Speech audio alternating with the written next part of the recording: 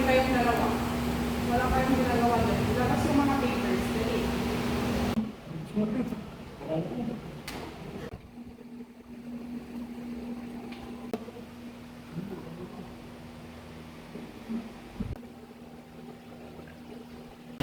Okay, class. Pass your papers.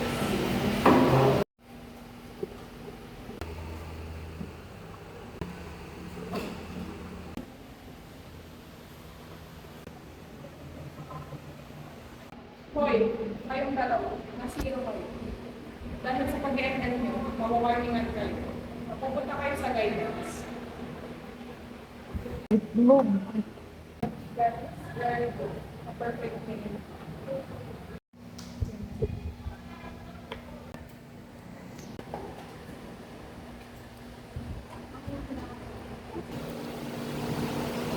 May tatalo ka mamaya?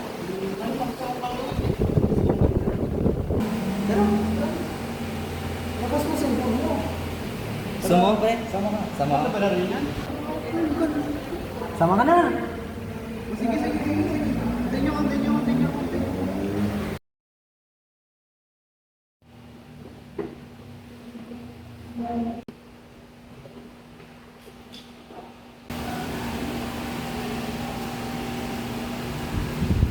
Yan oh. So today guys, we will be having our quiz. Bring out your papers.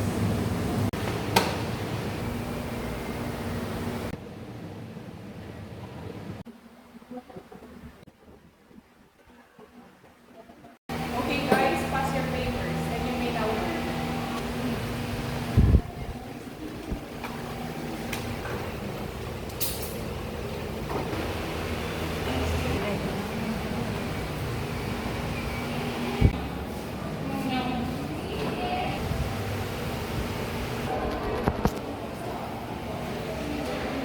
Anong next subject natin ngayon? UTS pre. Tara, saan room? Bakit? Tama, huwag na tayong pumasok. Ano mo? Hindi sa mga yan. Yun lang naman na subject. Tara. Email na lang. Teka lang.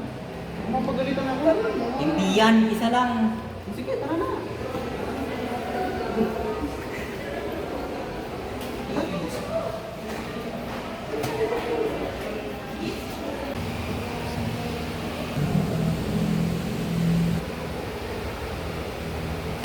May lalaman akong nag-cutting dito. Kayong tatlo, sumunod kayo sa office.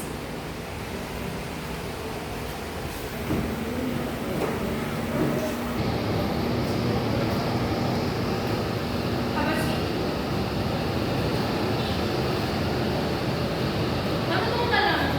Ano tong nalaman mo kay Miss Umagin? Nag-cutting daw kayo. Ba't mag-set naman kayo ng goals ninyo sa buhay ninyo, di ba? Para mas magiging mabuti pa yung ilang pag-aaral ninyo dito. Sa ginawa niyo yun, pwede kayong maalis dito sa eskwelahan to. Nakikinig ba kayo? Makulit pang mag-remark sa akin si Miss Umagin. Hindi ako magdadalawang iso, alisin kayong tatlo. Di ba na ako?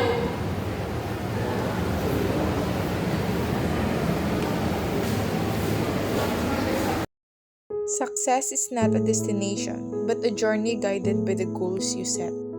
Choose them wisely, for they shape not only your future achievements, but also the person you became along the way.